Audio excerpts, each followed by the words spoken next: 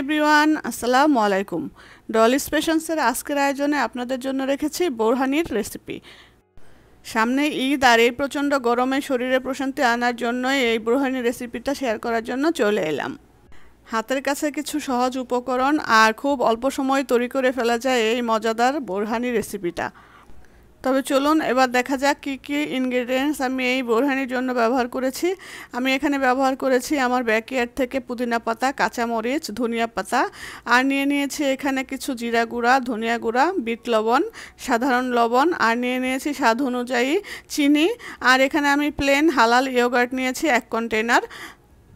এই সমস্ত উপকরণগুলো দিয়ে এখন আমি তৈরি করব মজার বোরহানি। আর এই বোরহানিটা কিন্তু ঈদ উপলক্ষে কিংবা বাসায় যে কোনো মেহমান আসলে সব সময় তৈরি করে ফেলানো যায়। আপনারা চাইলে তৈরি করে ফ্রিজে রেখে দিতে পারেন। এই গরমের মধ্যে যখনই মন চাইবে তখন পরিবারের সবার সাথে শেয়ার করে খেতে পারবেন।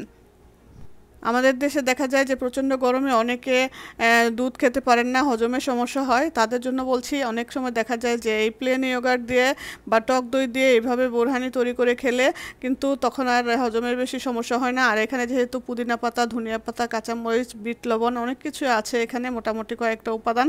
আর এই উপাদানগুলো কিন্তু প্রত্যেকটাই হজম শক্তিতে সহায়তা করে। আর এই বোরহানিটা তৈরি করার নিয়ম হচ্ছে, এখানে যে পরিমাণ ইয়োগার্ট আপনি নেবেন তার অর্ধেকটা পরিমাণ পানি এখানে অ্যাড করতে হবে। আর আপনারা যদি চান তাহলে ঠান্ডা দুধ ঘরে থাকলে সেগুলো এখানে অ্যাড করতে পারেন স্বাদ একটু বেশি বাড়ানোর জন্য, ক্রিমি স্বাদ আনার জন্য। তবে আমি এখানে পানি ব্যবহার করে আপনাদের সাথে শেয়ার করলাম।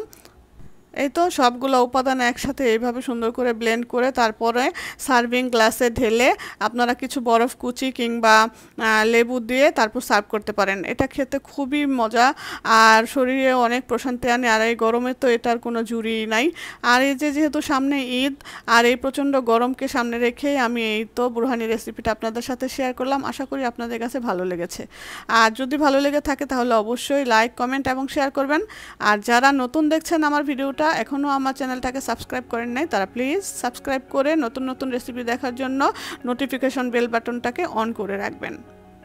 তো আজ এ পর্যন্তই, আবার দেখা হবে নতুন কোনো রেসিপি নিয়ে নতুন কোনো ভিডিওতে। সেই পর্যন্ত আপনারা পরিবারের সবাইকে নিয়ে ভালো থাকবেন আর আমার পরিবারের জন্য দোয়া করবেন।